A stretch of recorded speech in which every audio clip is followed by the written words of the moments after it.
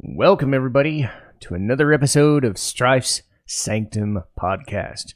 My name is Citizen Strife, and this week I'm going to attempt something different than my normal situations. Lately, I've been under kind of wanting to change the format of my show a little bit more to scale back on some of the reviews, like the larger scale reviews of a game or a show that I'm doing, because I get the feeling that I'm going to run out someday, and I kind of work best under that situation where I have something to talk about rather than just gabbing on about random stuff. So I came up with the idea, and this will be the first attempt at it, of talking about anime shows as they premiere, and specifically fall 2024. So over the last week or so, I've just kind of gone back, because I've started a little later into the season than just immediately. You know, this was something that I came up with on the spur of the moment, and having to go and backtrack a few episodes here and there, sometimes 2, sometimes 3, sometimes 4 episodes into a season. I did a sort of mad rush, but I actually kind of enjoyed the rush of it, because shows premiere as they happen, but I was able to get enough of a gauge of, okay, I have like 5 or 10 or 15 shows to get into, because my normal policy had been to binge watch something and then do like a couple of shows that I really, really enjoyed. This gives me a bit of a challenge to kind of stick with something or drop with something and then explain why I wanted to drop it. So now I get to talk about shows that I just wasn't feeling, and here's a little bit why. Whether they're immediate, whether they're an episode into it, why other shows stuck with me, and why I gauge them so highly. You know, like if something like Apothecary Diaries and Freerun were here, I would have just been gushing over them week after week. But the idea now is that I'm going to do it every couple of weeks. So it's not like every week I'm going to review the newest episode. It's going to give it a couple weeks, let things settle for a little bit, do my normal reviews, but space them out a little bit more so that I can still do my normal policy of reviewing things in completion, but challenge myself to watch a show and try to think through what I think is going to happen, try to avoid spoilers for people who haven't, but also be like, okay, this is why I would watch the show, this is why I wouldn't. Maybe you're already watching it, or maybe you've seen something that I'm not seeing, and, you know, even if I'm not feeling it, you can chime in and say, well, you probably dumped it way too early, and here's why. Something of that nature, something more immediate, something less crystallized and done, something that's ever evolving, and I think that's exciting. So bear this in mind. This is not every show that you can be watched. This is not every type of show or every genre of show. So I'm also going dub only, as has been kind of the case of this channel. So anything that's sub only on, say, Crunchyroll or whatever, which is my main platform of choice, I don't have access to I don't watch subtitled stuff, mostly due to my vision level, so bear that in mind. So anything that has been dubbed, I'm sticking to. And, you know, not that I'm saying that a show isn't going to be dubbed eventually, it's just that I'm not going to watch something subbed because I just physically can't do it. So bear that in mind if a show that you've, you know, really wanted to hear about or been hyped about isn't being followed. It either is because it's not in a dubbed format, or it's from a genre or something that I'm not going to follow. You know, specifically, it's more like sports anime or shonen. You know, so it's not going to be, you know, those types of shows. But I'm not, like, so hard up on all genres that I'm not going to watch them. It's just for right now, these, like, 5 or 10 shows were the things that I experienced. and we'll stick with. And if something else comes up or something new gets dubbed or debuts as the season progresses, it will go. And then when winter 2025 rolls around and new stuff falls in, we'll see how that goes. So again, I will try to avoid spoilers if you haven't seen it. I would say if you end up leaving comments, to try and avoid spoilers yourself or have a spoiler warning or whatever, because I'm only as far ahead as the dub, so I'm probably going to be an episode behind, unless it's a case like with the first show where it is such a popular thing that they simulcast it and they dubbed it immediately and they're just debuting the fucking thing. And that first show, as one could probably guess, would be Dandadan. Oh fucking Christ. Dandadan is weird. I knew that as soon as I saw Otonoke, the OP made by Creepy Nuts. The fact that you call your band name Creepy Nuts tells you all you need to know about where this fucking show is going to go. And oh my fucking Christ, this is amazing. So the OP is great. The ED, which is Taidada by Zutomayo, is also really good. And I know I did that list of like favorite anime openings and endings. They're gonna be up there. Holy shit, they're gonna be like Otonoke is one of those like the craziest things where I was listening to it and I was hating the shit out of it as soon as I heard it, and then as soon as like the second part of it hit, I was like, this is the fucking amazingest, most coolest thing ever, and now I love it. So I just love hearing it. And sometimes I love watching shows because of the intro or the outro, more so than the shows itself. Like, I'm jazzed to watch the show again, because of those. And Dandadan is one of those. But it helps that the show itself is so different from anything you've ever seen. The idea here is that these two people, Momo Ayase and Ken Takakura, are just like pretty girl, popular girl, but she has a weird grandma and is being ostracized for it. The grandma's great, by the way. She's one of the best parts of the show.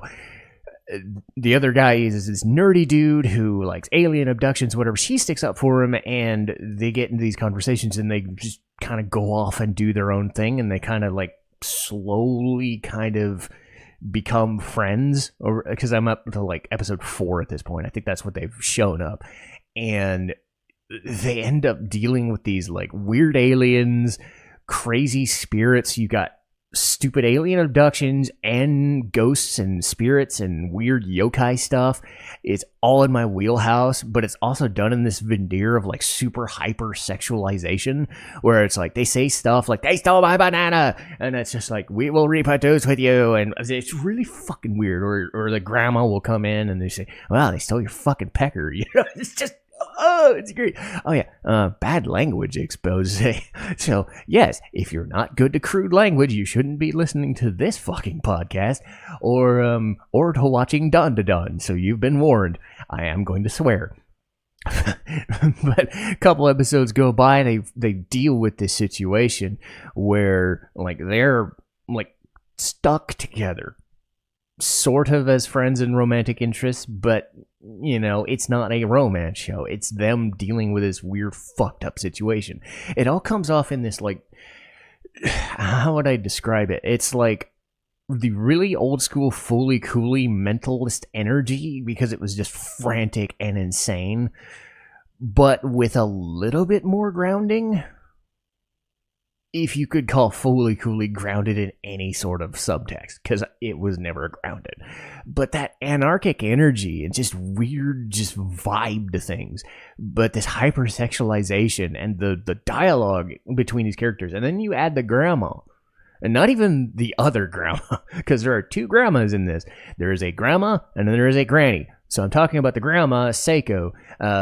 She is so amazing. So she's the super hot granny, because of course it's an anime. You gotta have a super hot granny somewhere. She's got a freaking baseball bat. She's a medium, so that's great. And that's where the situation where she's telling this girl Momo weird things about to do to avoid evil spirits that you can see and can't see. People think she's nuts, so she's ostracized too. So it's not a situation where she's so high up the out of the dude's league that, you know, she just wants a friend too. She's been ostracized, so it works as a dynamic. These three characters all coexist in this like weird situation together that they fit like gloves, and their interactions with each other feel strange but feel fun, and it's an exciting kind of fun and weird and strange. And it feels like all bets are off with this show. Like anything that can exist should, and don't, you know, just don't try to put any labels to this. Don't try to suggest anything. If it's for you, it's for you. If it's not, it's not. And I totally understand it. But my God, am I floored by this fucking thing. And a lot of people are. And I don't know if it's like the biggest show of the season, because you've got stuff like ReZero and, you know, Dragon Ball also competing. But as far as new shows go, I'd be hard pressed to say this isn't like the best one. Now, whether it stays that way, I don't know, but I have high expectations it will. The second show that I was really fond of was a much different type of thing, a much more straightforward affair. It's called Nina the Starry Bride. And this is a typical romance show under the veneer of something a little like, I'm a fish out of water. I'm a... the main character Nina is this orphan girl who has this kind of shitty life in the streets of this city, and you know, their family, you know, they're just a family of orphans. They're trying to survive. One of their family members, you know, doesn't make it because of the situation. The other one sells her out. This is the first episode, so I'm not really spoiling too much, but she gets kidnapped and told, you will portray this princess who does not exist anymore. This princess who died. This star princess or whatever. And I got the sense that they're trying to add more like occult, star, astronomy, astrology stuff in there, but they really haven't. I'm a little disappointed because I kind of want to see that kind of stuff, but I know that that's not this kind of show. I think it's more set dressing to set up that you're now in a kingdom with different people. You have competing kingdoms, and you're a bride for this other country that is invading, but you're also dealing with this tutor / person who kidnapped you, who's, you know, you're slowly kind of falling for each other. And I do think it works because I was kind of expecting it to be very boring at first, and to some it could be, but I think they do enough of keeping Nina as this down to earth, like, I remember who I am, even if nobody else wants me to and nobody allows me to. I remember and cherish that I was this, you know, street rat, basically. She's a female Aladdin. That's her backstory, you know, and she revels in some of the old parts of her life that nobody allows her to be. And then you have the layering of the romance between her and this, like, second prince, and you know, get these like political intrigue kind of things going on.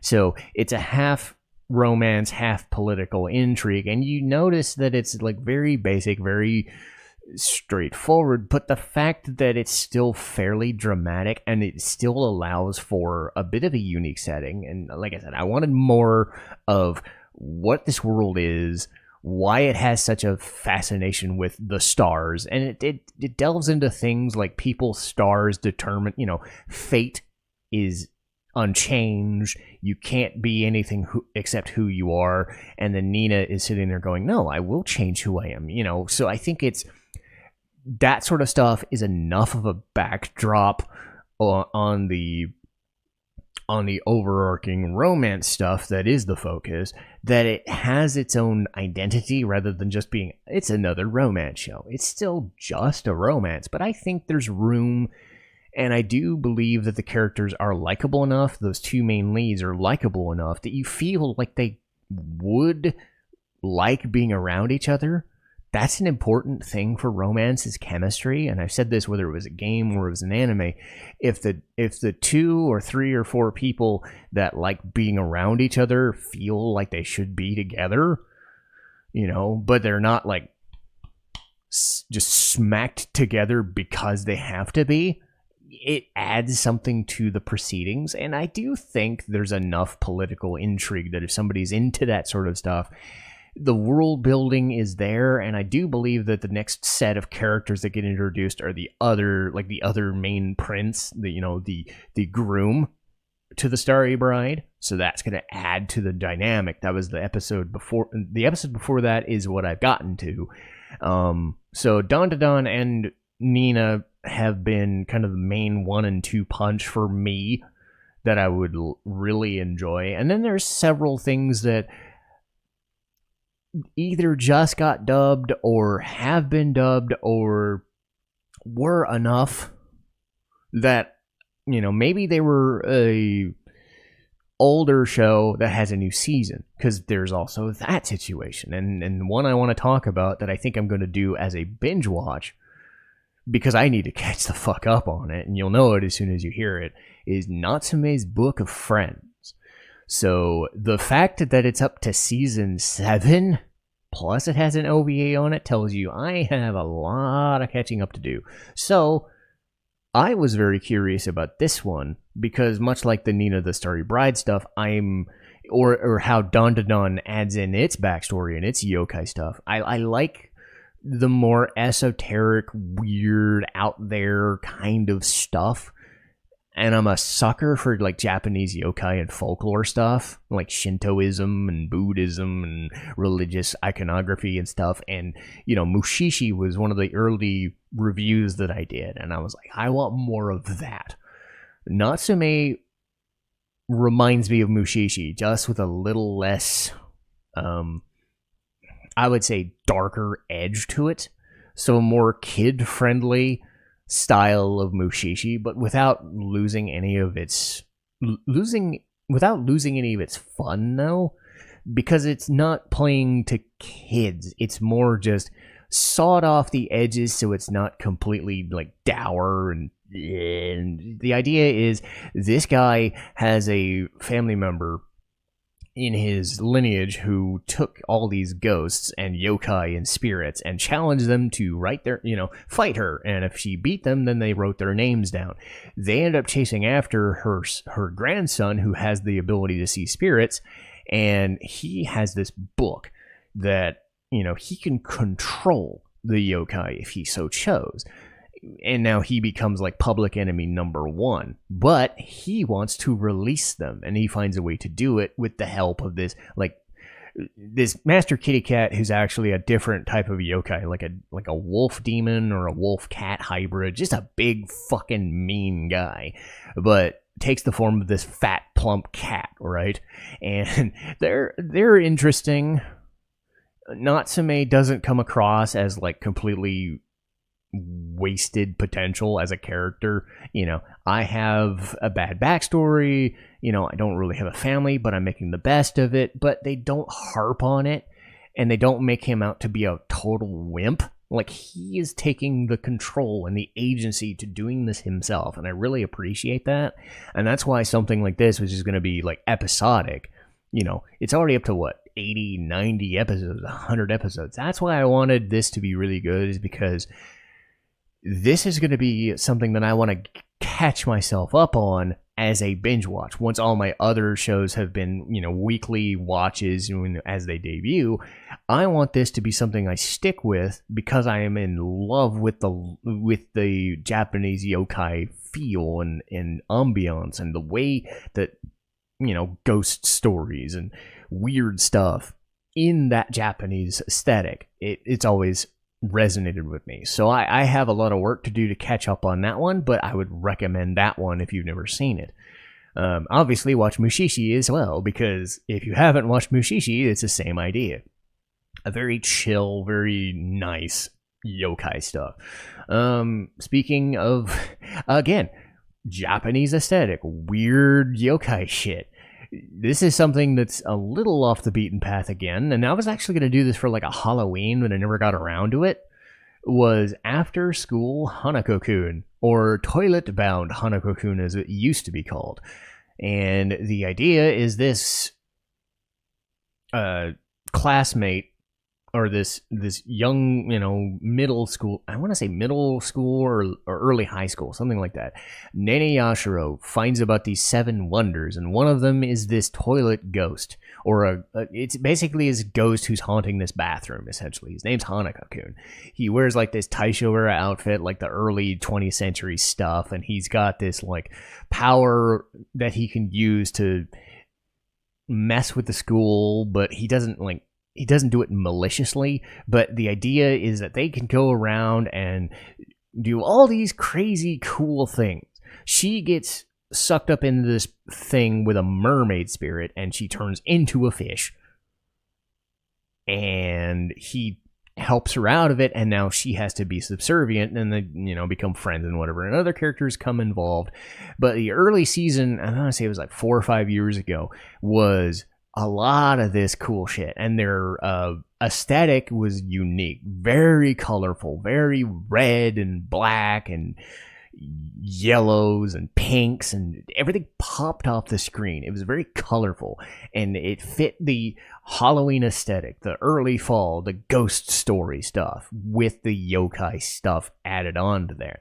I don't think it was like completely dramatic. It's more of a straightforward, youth or teenager comedy approach, but it does have its moments in that first season. So they waited a while. They're going to bring it back, I think, next year. But while they were waiting, they put in these like smaller scale goofy episodes, and they uploaded them, I think, this season or last season. And I don't know if this would be the best approach to getting into it. I would say if you want to, start from the beginning. But the stuff I saw were like these mini episodes of like goofy 10-minute spurts, or even 5 minutes.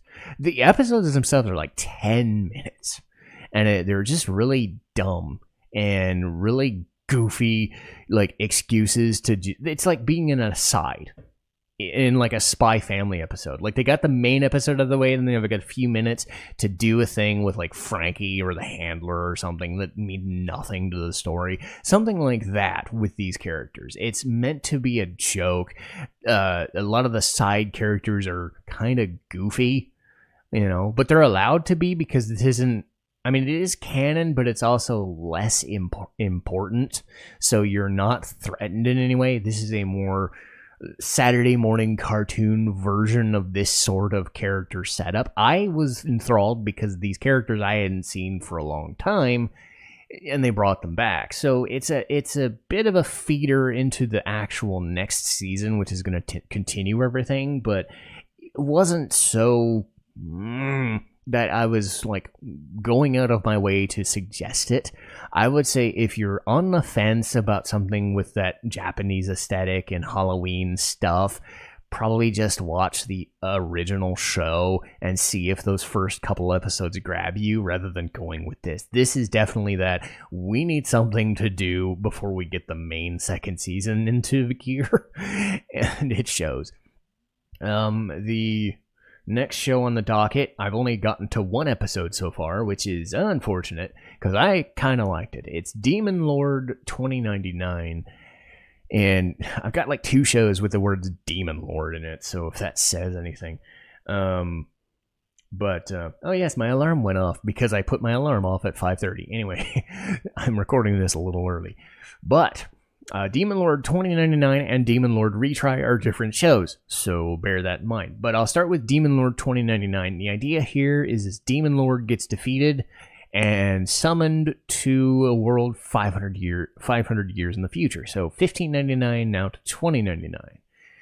Not a lot has been explored in just 1 episode that was dubbed so far, and I think they've gotten like 2 or 3 other episodes subbed, by the way, but it might be just one of those delayed release kind of situations.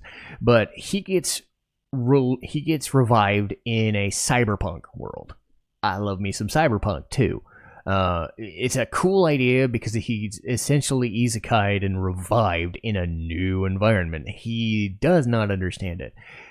The environment is neat because it gives you those cool cyberpunk elements. You know, the crazy giant lady on the TV screen that pops out as a hologram, you know, the weird greenish, bluish, whatever filter to tell you this is totally cyberpunk, you know, that sort of stuff. Flying cars, that stuff, you know, later hard science fiction that could exist, but obviously won't, but is still enough of a draw that works. This society is like, the way they describe it is the old world that he inhabited, which was magic based, and the Earth, which was our normal Earth, fused together, and now magic and technology are kind of the way it's going to be. He survived because he was known as an immortal. So you can be destroyed to an extent, but you can revive yourself if you have somebody reviving you. But under normal circumstances, if you get killed, you know, it's a Highlander situation where you still die. And immortals do exist, but they're being hunted. And he is thrust into this fish out of water scenario, this cyberpunk scenario, so in different kind of world, and he's unaware, and the only person that's helping him is the person who revived him, and she has to kind of get him up to speed because his power set doesn't really work in this world because of the magic technology. One of his subordinates is actually using technology to its advantage, and they do a good job of kind of weaving like how magic works, and they have like these steps that you take to, you know, chant magic spells, and there's like a reaction time involved and a speed involved, and if you're not fast enough or you have this technology that he develops, you can actually render, you know, faster mages useless. And it's a cool idea. It's a way to change the power set and the power dynamic so that this all-powerful demon lord of the old school era is actually less powerful than he should be, without it feeling like, oh my god, I lost my powers because I'm just boring. No, it's, I came up with this technology because I know you exist. You know, so that's actually cool. So you get the main character, you get his subordinate on one end of it, you add in a couple extra characters, but then you add in the villain already, so you have this good setup for what could be a good show going forward. Obviously, one episode in, there's not a lot of meat on the bones, but I think there's enough world building already to justify this being something I'm going to stick with, and I'm really happy for it. And you already have like 3 or 4 shows I'm interested in sticking with. You can tell I'm already interested. Now, this one is where it starts to turn a little bit, and I'm not exactly sure if that's a good thing or a bad thing. So every so often, and I've softened my stance on these every so lately, is the idea of having a junk food show. The idea where you know it's kind of bad, and you know it kind of sucks, and it's not all that interesting, but for some reason, it's still kind of good, and it's like good enough to watch. The just good enough sort of show. I dealt with this with like, I'm in a new world and I'm using my level 2 cheat skill or whatever. Another couple of shows like that recently, like Dragon Goes House Hunting, stuff like that, where I'm knowing I'm like not so invested in it. I kind of felt the same way about the Ace Attorney anime, where like they were trying to do a good show, but it just felt kind of chintzy. So I knew that like if this wasn't Ace Attorney, I would have dumped it. This show is Demon Lord Retry, and I've heard a lot of bad things about season 2, but I just started with season 1 because bear that in mind. If it's a show much like Natsume where there's extra seasons going in, I have to go back to the beginning to start it. So Demon Lord Retry is as basic ass can get as far as isekai goes. This guy gets thrust into this world that he was in, you know, this video game world that he inhabits. He takes that character and inhabits that world because I guess it's getting shut down or something. And he takes that knowledge of having been a programmer or a social media advisor or something. He knows the inner workings of the game and is like an admin and whatnot. He takes this like old-timey mafia dude persona that he has. So thankfully, the draw of this show is his alternate personas, because he's like this 20 or 25-year-old anime dork, but he takes this like form of this 45-year-old John Wick style hitman looking guy. And it does change the dynamic, because it's like, oh, you're not a 20-year-old prepubescent looking boy with stupid black hair. You're an old school, hard grizzled kind of guy. But, you know, everything else about the show screams, we know this is kind of dumb. We know this is kind of basic. And I will give the show credit that the other main character, the world, they know it's very basic and dumb. And I don't know if there is... It's a fine line. When a show makes a joke out of the fact that it's as basic as shit as possible and knows it, there's a point where it becomes funny, like Konosuba, where they just go whole hog in it, or it gets annoying, where I think it really comes down to the tone you're going for. And I think what really sells this one just enough is that this main character is in on the joke, but he's not winking at the camera so much that it drives me nuts.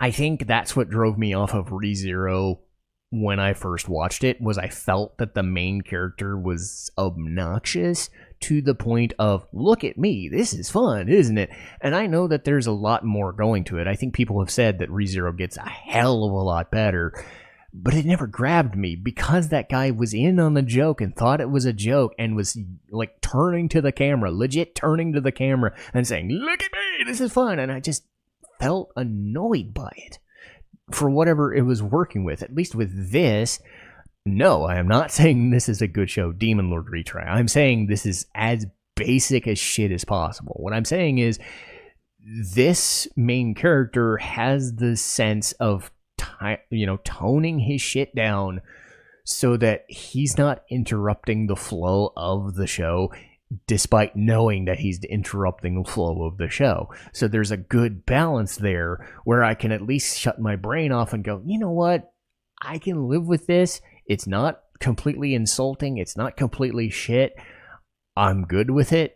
I've got enough good shows with it, but I'm not like completely out of the realm. There are some shows that I've just been torn away from immediately. And the fact that I got through an episode and didn't hate it was like, oh, okay, cool. I'll work with it. So add that as a, I might hate this in an episode or two, but for the first one, I'm not really annoyed by.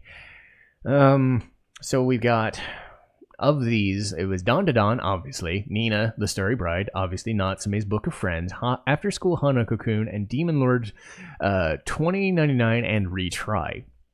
What I do at least want to mention near the end here is some shows that I didn't get grabbed by, and maybe this is one of those, like, maybe I gave up on it too quickly, or I just wasn't understanding it, and I want to at least plead my case as to why I dumped them, so that maybe, somebody who might have watched ahead could go, no, try another one, try another episode, it might work, or if you're like, okay, I can understand why you did and you're not missing anything, feel free.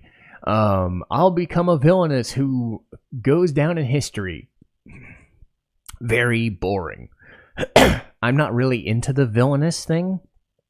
Most villainous things end up kind of just, I'm a villainess. I want to be a villainess. Let me become a villainess, And it was very, a lot of the time, if I hate a show, it has a lot to do with how the characters present themselves. And this character is very, well, hello, brother something. Hello, whatever. I know what I'm doing. They're talking at you instead of acting like a character. Like, they're stage play acting, and they're, like, trying to... It doesn't feel at all normal. Like, I don't need to know, hello, brother, something, something. Hello, mother. Hello, like, really, dude?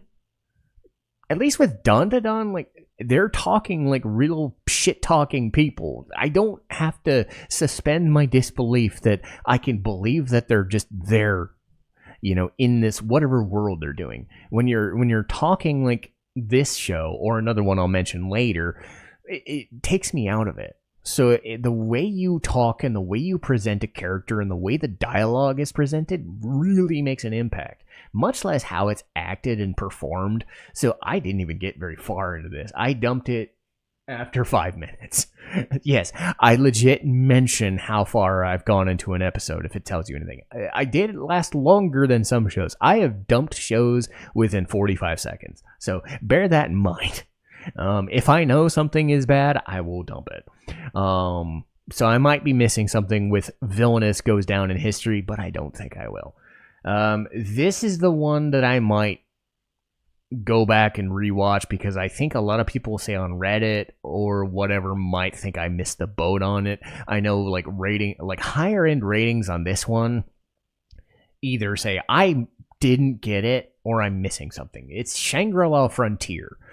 It's got a second season, so I went back and watched the first episode, and the idea is this guy plays these trashy games, and he goes to play this thing called Shangri-La Frontier, and I will give the show credit. It is the most beautiful thing I've ever, one of the most beautifully animated shows, like in terms of character detail and like fighting mechanics and, really cool visual splendor in fight scenes.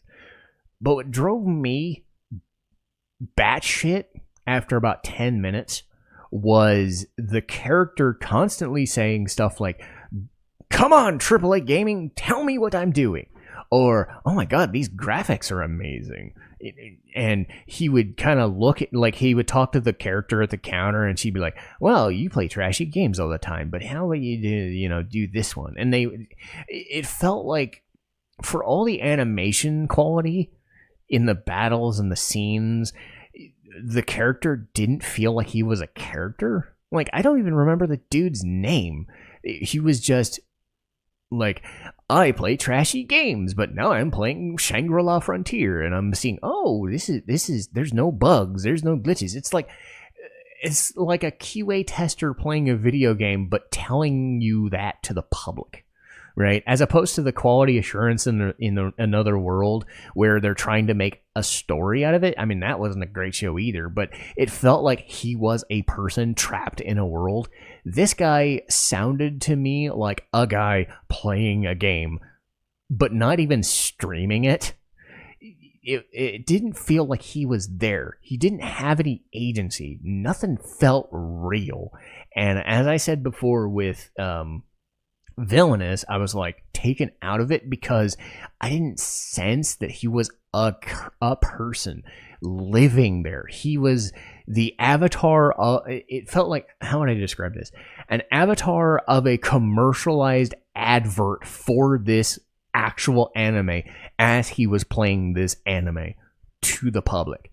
It didn't feel genuine at all. It did not work. And maybe I'm wrong. Maybe like 2 or 3 episodes in, his veneer starts to wear down, and it's like he's reacting to the world. I said this about Demon Lord Retry.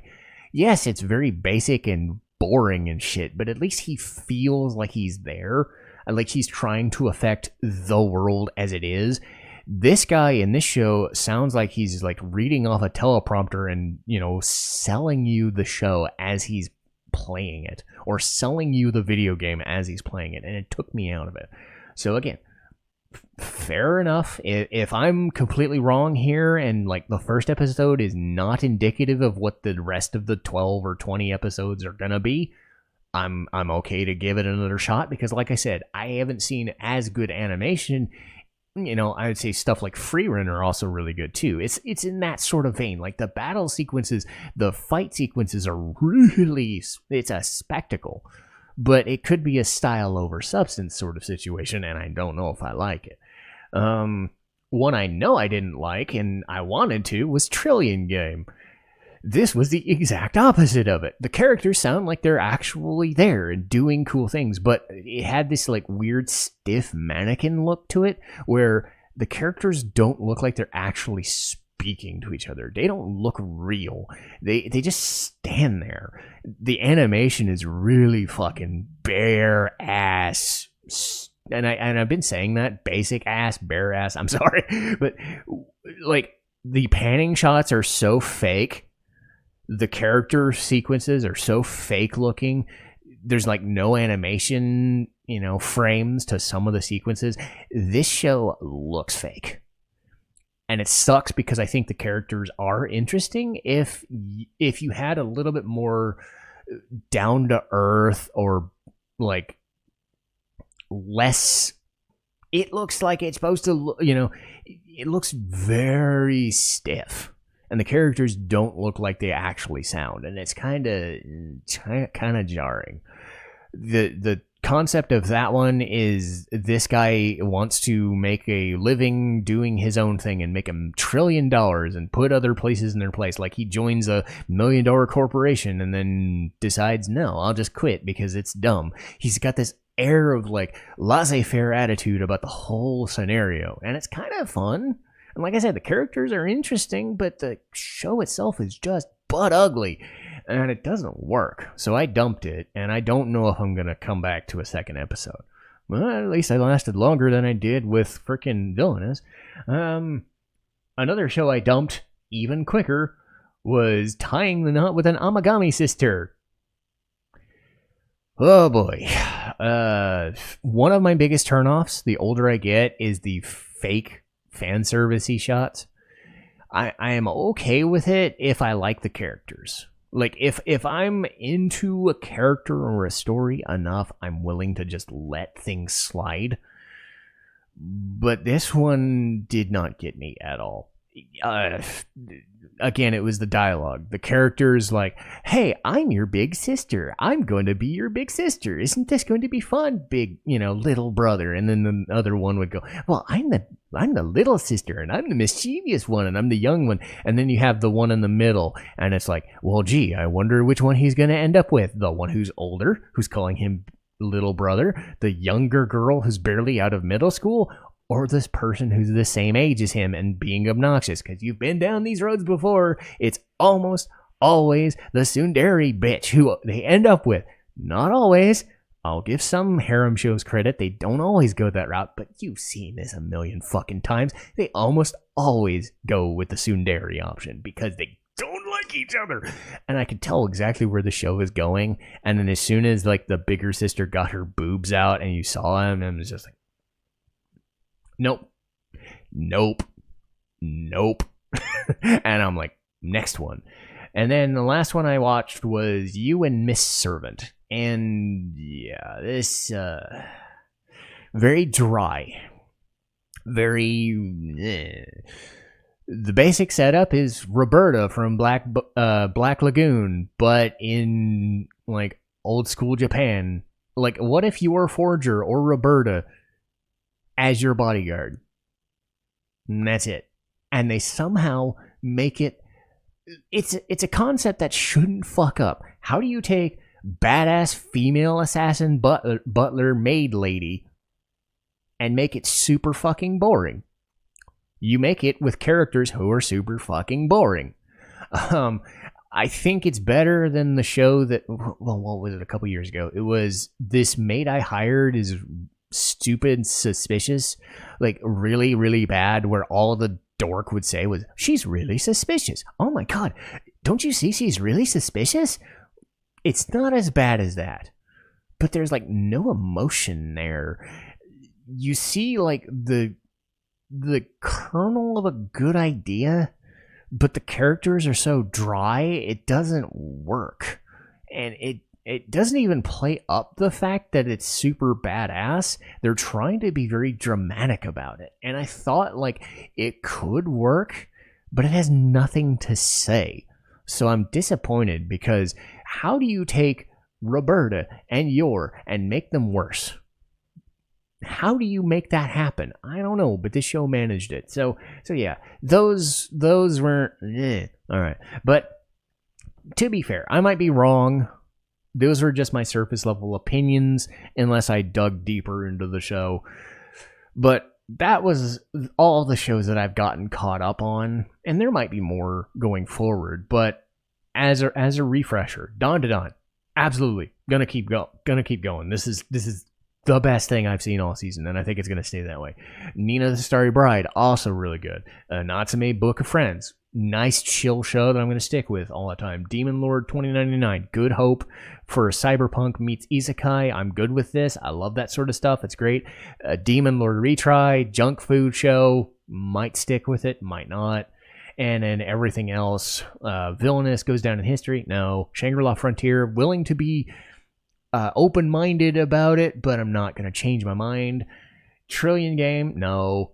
Amagami Sister, no. And Miss Servant, no. So, oh yeah, and After School Hanako-kun. If you want something like that, I would say go back and watch the original episodes. But that's kind of the vibe I'm going for with these rundowns.